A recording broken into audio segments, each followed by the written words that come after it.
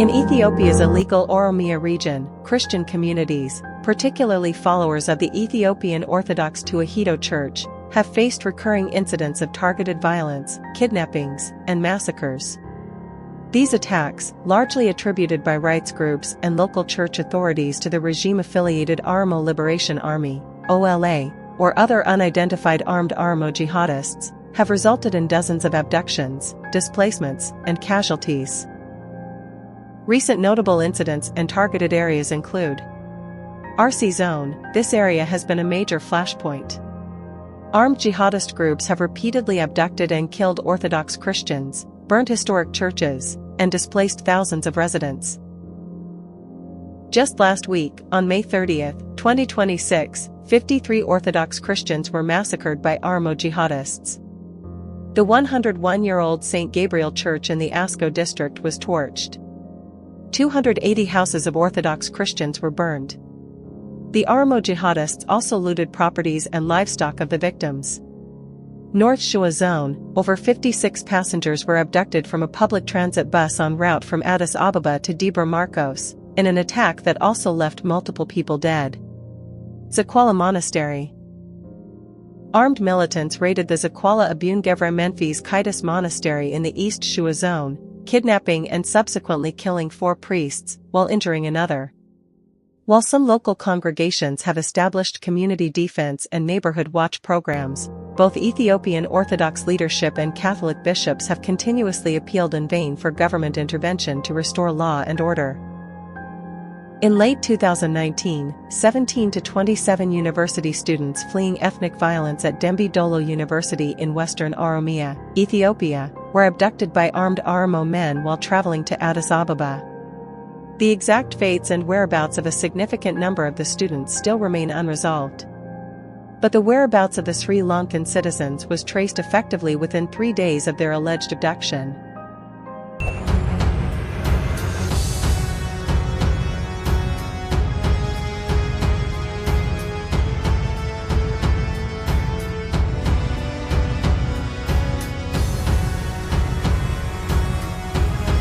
Over the past 6 years, Abiy Ahmed's Oromo ultranationalist government has aggressively pursued its nationalist agenda, but the consequences have been nothing short of catastrophic. The world has stood as a silent witness to Ethiopia's tragic descent into devastation. Ethnic-based civil wars rage with no end in sight, and massacres have become a norm. Millions of lives have been brutally cut short with $30 billion worth of destruction. 72% of Ethiopians, 86 million people, are trapped in crushing poverty. 22 million rely on food aid just to survive. 6 million have been violently displaced, and 9 million children are out of school, their dreams shattered and futures stolen. By every measure, Ethiopia stands in ruins, its people bearing the unbearable weight of suffering and despair.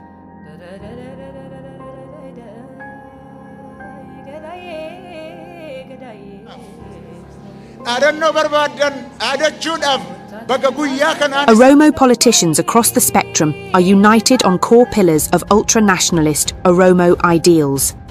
Both Jawar and Abiy support the idea of Oromo dominance in the Horn of Africa, which has strained relations with neighbouring countries like Somalia, Eritrea and Djibouti.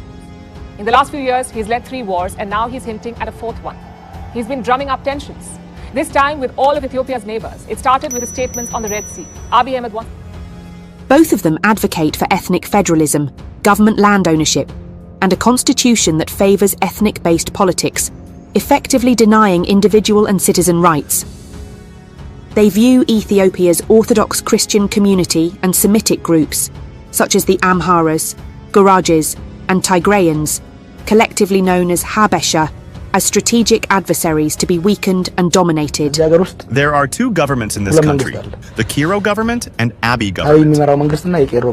Both Jawar and Abiy strongly support the annexation of multicultural, multi-ethnic historic cities like Addis Ababa, Moyale, Harar, and Dire Dawa into Oromo territory, even though the number of Oromos in those cities are less than 30%.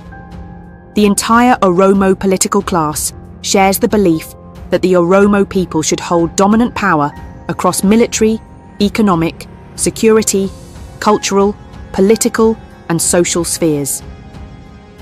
Abiy Ahmed and Oromo Prosperity Party appointees, leveraging the full weight of the government, has been actively and aggressively working to impose Oromo culture, traditional religion, and language on 70% of non-Oromo Ethiopians. These efforts are often carried out through coercive means, violating 21st century democratic principles and human rights standards. Some Ethiopians see it as outright colonization.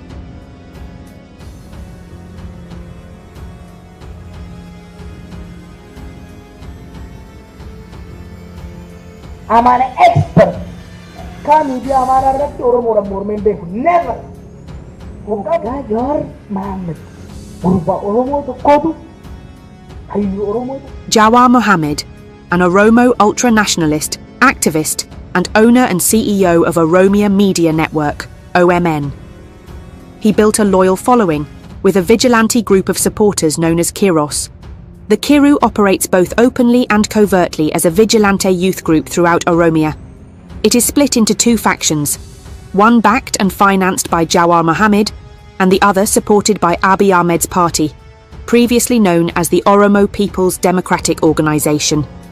The Kiru youth have been implicated in crimes against humanity, targeting non-Oromo communities throughout the region.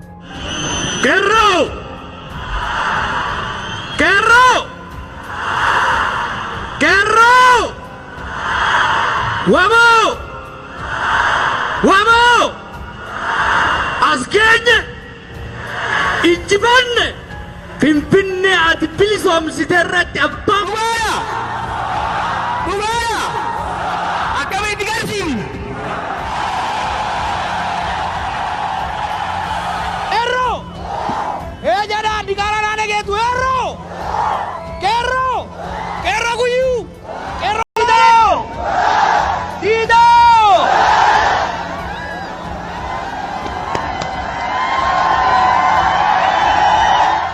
Since his rise to prominence in the early 2010s, Jawar's ultranationalist Oromo agenda has torn the nation apart. With over 2 million followers on Facebook, his disregard for established norms, religious values, and the social fabric of Ethiopia has caused lasting harm. His satellite media network, OMN, has played a crucial role in radicalizing Oromo youth, sowing deep distrust and hatred among Ethiopians. We intend to bring the international community's attention to Jawar and his media's decade-long involvement in inciting crimes against humanity, supported by evidence admissible in court. The legal grounds for prosecution under international law are firmly established. Article 2 of the Genocide Convention underscores his use of media to provoke violence against a specific ethnic group. Article 7 of the Rome Statute addresses systematic crimes such as murder, persecution, and extermination of civilians, with accountability tied to incitement. Article 8 highlights his facilitation of violence against non-combatants and the looting of property from targeted groups. Finally, Article 25 focuses on his support for criminal acts through logistical and moral assistance.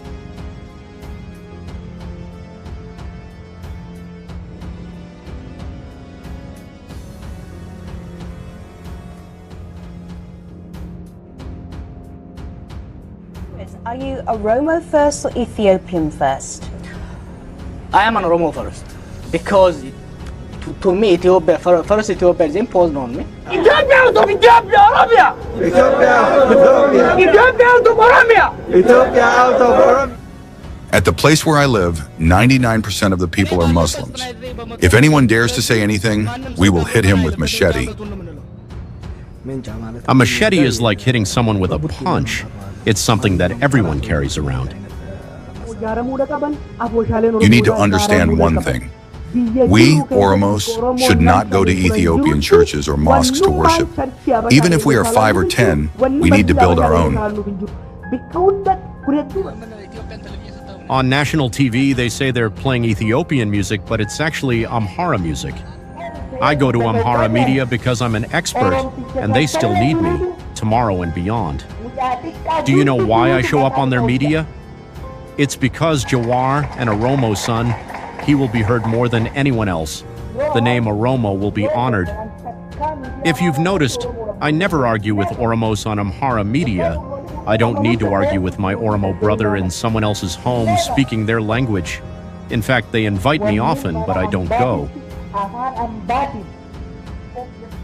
If the people in Addis Ababa want to challenge us, it just makes my job easier. Instead of traveling to every village to calm down the Kiru, I can simply tell them to finish the job.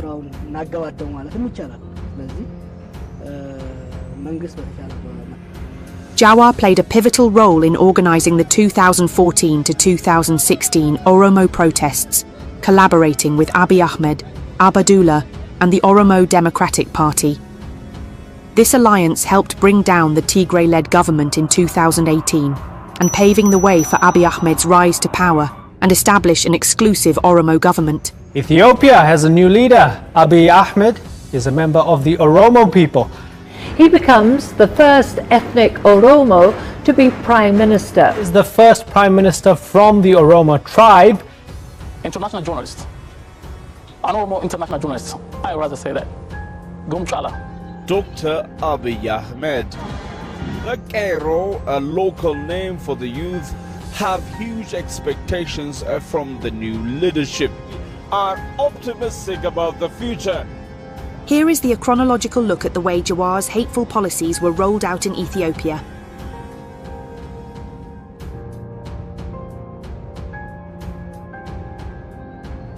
After years of exile in the United States, Jawar Mohammed returned to Ethiopia on August 5, 2018.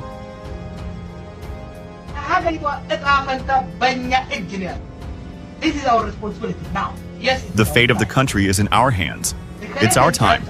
We shouldn't care about whoever is whining and complaining. We won't back down. With full force and strategic moves, we move forward.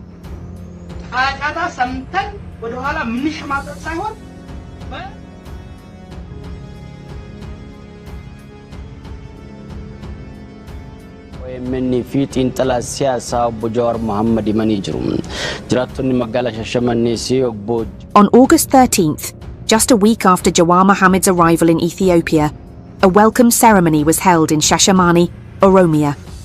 What followed was a brutal act of violence that sent shockwaves through the nation.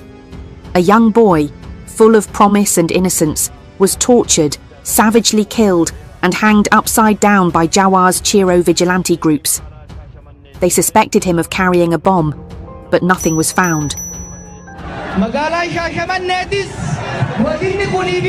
Wiped out from the police land. and Jawar did not intervene. This can be seen on YouTube. The Abiy Oromo-led government openly aligned itself with Jawar, prioritizing efforts to conceal or downplay the crime.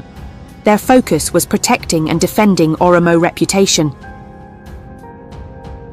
Abiy government's failure to bring the perpetrators to justice marked a pivotal turning point. The nation had crossed a line. It was the beginning of a new era, one defined by mob justice, lawlessness, political assassinations, atrocities.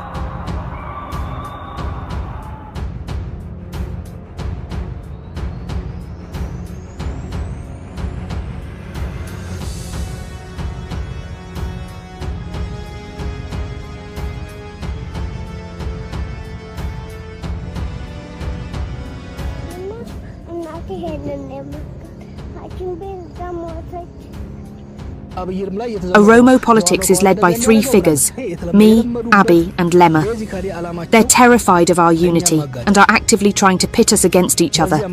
Even they are running campaigns against Abiy.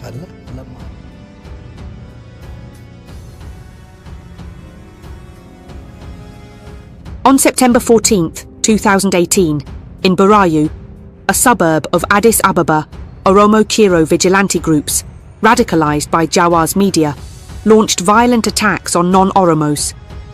Innocent civilians were brutally killed. Homes and businesses were looted and set on fire as the attackers chanted, "Leave our land." We start in Ethiopia, where more than a dozen people have been killed and hundreds have fled their homes following ethnic clashes on the outskirts of the capital, Addis Ababa. The worst affected areas are Burayu and Oromia. Local media are reporting that the attacks are highly organized, targeting ethnic Gamos, Wolayitas, Guragas and Siltes. The death toll isn't clear, but some reports say 15 bodies have been recovered so far. Oromo Regional Police did not intervene. No efforts were made to de-escalate the situation. Once again, the Abiy government failed to hold those responsible accountable. Following weeks and months, no attempts were made to help the 15,000 displaced Ethiopians return to their homes. It was clear to everyone that this was calculated and deliberate to clear the city from non-Oromos. This tragic event set a dangerous new precedent. Hundreds of people took to the streets of Addis Ababa to show their frustration. The protesters accused Oromo youth groups of targeting other minority ethnic groups. The inhabitants of Gamo and Amhara are attacked and thrown into the woods. We need peace. We need justice. They are raping our sisters. 5 people were killed during Monday's demonstration.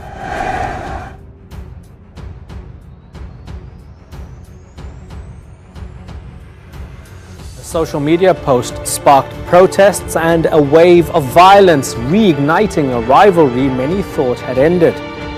On October 22nd, Jawar Mohammed posted a chilling message on Facebook to his 2.3 million followers, claiming he was surrounded by unknown forces and implying that his life was in imminent danger. His vigilante groups, the Kiros, quickly seized on his message, blaming the usual suspects, Amharas and Orthodox Christians, without any evidence. From hundreds of mostly young ethnic Oromo men, outside the home of the man they are calling their hero.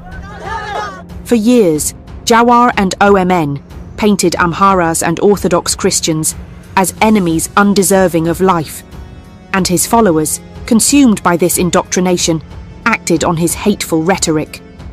The aftermath was swift, brutal, and catastrophic. Violence erupted like wildfire across Oromia, triggering horrific ethnic and religious attacks. 90 Amhara and Orthodox Christians were killed, while their homes and businesses were looted, burned and destroyed.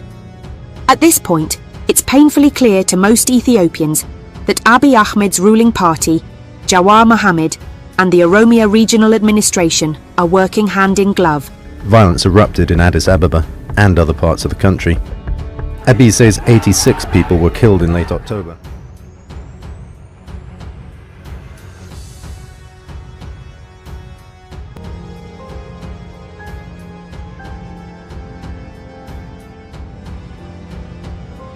On December 2018, the number of displaced Ethiopians had surged to 2.89 million, marking the largest number of new displacements globally at that time.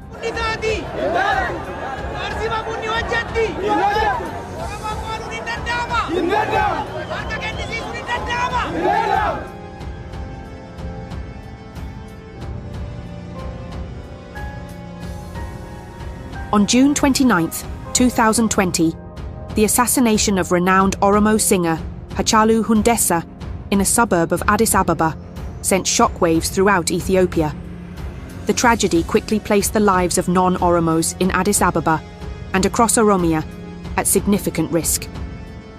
Jawar Mohammed was acutely aware of the volatile environment and the intense anger spreading throughout Oromia.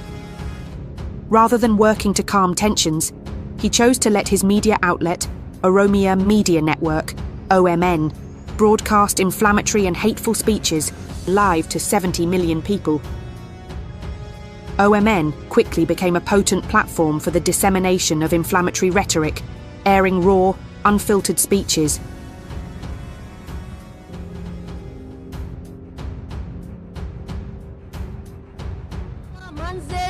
We have to lock their houses and burn them. If we block roads to Addis, Menzies and Negale Arsi have no place to go. They have to be finished. Block the roads and not 1, 2, but in hundreds, Habashas must die.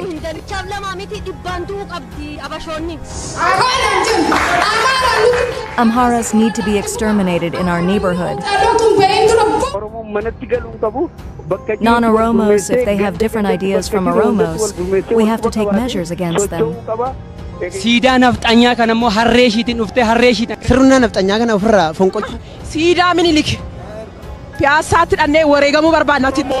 Haqa Oromoof lubbuu isaa kenne. Hacaaluu Hundeessaa.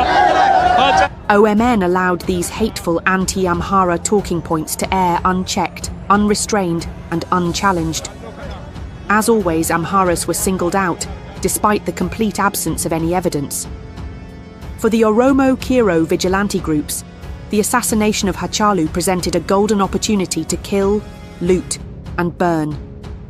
It became an open season on Amharas and Orthodox Christians. The Abiy government and Oromia police did little to protect civilians. In fact, many were directly involved in the violence. The deadly incitement resulted in the tragic death of 239 Amhara and Orthodox Christians. Many of them were subjected to horrific mutilation, lynching, beheading, and dismemberment. Pregnant women were not spared the violence, and Amhara and Orthodox homes and businesses were looted, burned, and destroyed.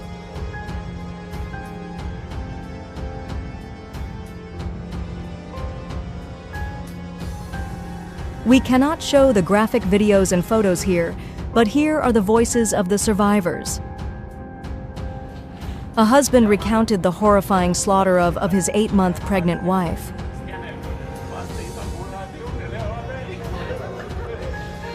They told us Amhara children and Christian children will never be born here.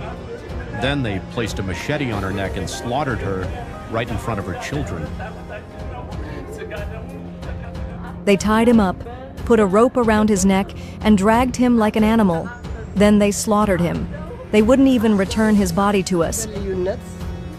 They burned his home, stole his cattle, and found him while we were in hiding. They killed him in front of us.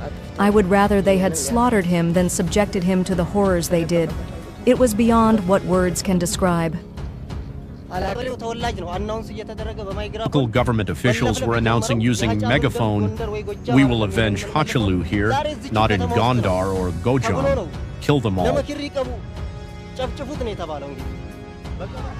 The destruction of historical landmarks followed, with the toppling of the Haile Selassie statue in London and the Ras Mekonnen statue in Harar.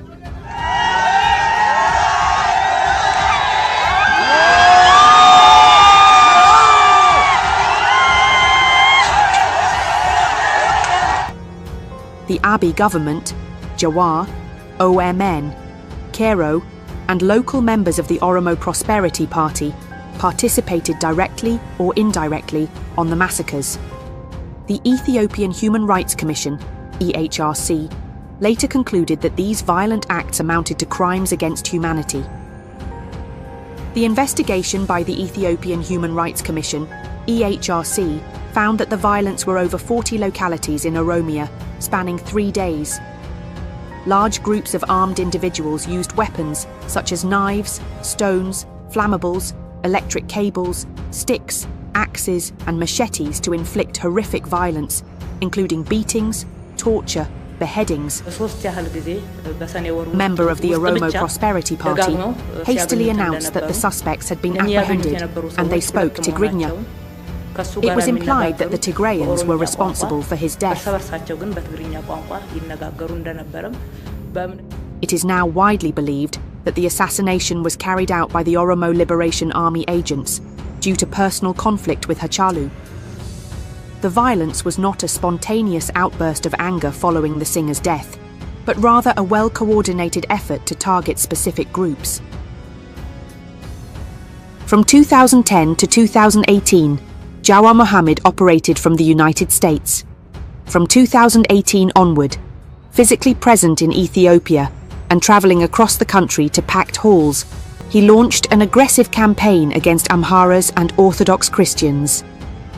His propaganda machine, OMN, became the epicenter of this vile campaign, even stooping so low as to manipulate discontented Oromo priests into pushing for the fragmentation of the millennia-old Ethiopian Orthodox Church along ethnic lines. Orthodox Tawahido keessatti amantiin keenya tokko ta'ullee qaamni tokkichi kutaalee qaamaa gargar ta'an waan He orchestrated the seizure of properties owned by other ethnic groups in Oromia. Jirtu! Haadha ishee jirtu! Qoyya faccees taate kan galaan kan sabbataas taate kan tullu diimtu kan boolee arranya irratti bidana godhu. The Oromo Media Network, OMN, launched a many unforgivable campaign of incitement against Amhara private citizens, publishing the names of civil servants and business people. This was no accident. It was a calculated, deliberate effort to intimidate, isolate, and vilify Amharas. By spreading the venomous lie that Amharas dominate every sector, OMN fanned the flames of hatred, encouraging calls for their firing, imprisonment, and even their deaths. Abiy Ahmed and the ruling Oromo Prosperity Party stood firmly behind Jawar's agenda, lending their full support. Within a year or two, they methodically executed every element of his strategy, turning his rhetoric into reality. Instead of Oromo archbishops and bishops who broke away from the Orthodox Church, and then the Oromo regional government was actually helping those breakaway bishops essentially take over the Orthodox Church and put their...